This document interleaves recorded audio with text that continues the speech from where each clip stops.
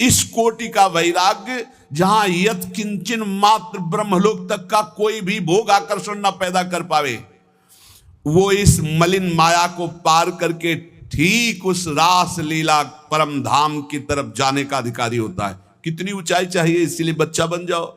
बहुत ऊंचे नहीं बन पाओगे, बच्चा बन जाओ। साधारण मानव समाज अपने धर्म में तो चल नहीं पा रहा, वर्णाश्रम धर्म की तो बात ही दूर हो गई, वैदिक सिद्धांतों तक तो पहुंच ही नहीं हो रही है। धर्म का जब तक पालन नहीं तब तक पाप वासना भ्रष्ट किए हुए कैसे कोई समझेगा प्रिया प्रीतम की बात। इसीलिए बड़े भाग्यशाली हैं अपने लोग जो प्रिया प्रीतम की बात कथन सुन। ये सब महामहिम बातें ये सुनने को नहीं मिलेंगी, नहीं मिलेगी। आजकल श्रवण कथन का स्वरूप ही बदलता चला जा रहा है, एक उपहास, एक मनोरंजन, एक ऐसा। ये जो मायाकृत है कैसे जानेंगे रास, कैसे जानेंगे भगवान की प्रेम विलास को। अरे भक्त तो धर्म राज्य, वैदिक सिद्धांत राज्य, यहां तक कि मोक्ष पदवी से ऊपर उठा हुआ प्रेम राज्य में जब पहुंचता तब यह दिखाई देता है रास क्या है, राधा कृष्ण का स्वरूप क्या है। भावलीला में मानवीय कर्म चेष्टा का प्रवेश ही नहीं है। यह मानव जगत आदर्श के शिखर तक मानव कर्म पहुंचते हैं, रासलीला में नहीं। यह रासलीला भावलीला है, यह भावदेह से होती है।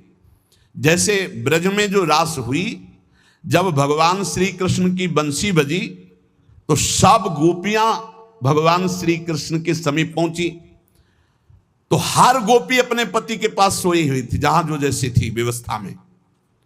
शरीर से एक भी गोपी नहीं गई। पूज्य महाराज भाई जी महाराज कह रहे, गोपी अपने अपने पति पुत्रों के पास थी, मानव देह मानव के पास था, और भाव देह चिदानंद में दिव्य रूप से वो भगवान के समीप गई, रास में सम्मिलित हुई। ये स्थूल सूक्ष्म कारण देह नहीं थे, भाव देह चिदानंद में स्थिति गोपी की। चिन्मय देह भाव देह में दिव्य अलौकिकता होती, उसमें स्त्री पुरुष के चिन्ह ये सब भाव नहीं होते।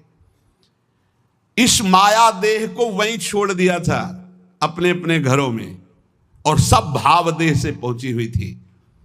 पूज्य भाई जी महाराज इसमें लिखा, आत्माराम श्री कृष्ण का आलिंगन आत्मा से होता, देह से नहीं। वो आत्मदेह स्वरूपा गोपांगनाएं थी। इसलिए प्रभु को जो रास विलास में तो कहा स्वप्रतिबिंब विभ्रमा, जैसे बालक अपने प्रतिबिंब से खेलता है, अर्थात सब श्री कृष्णमयी चिदानंद देहधारी गोपियां थी, कोई लौकिक स्त्रियां नहीं थी।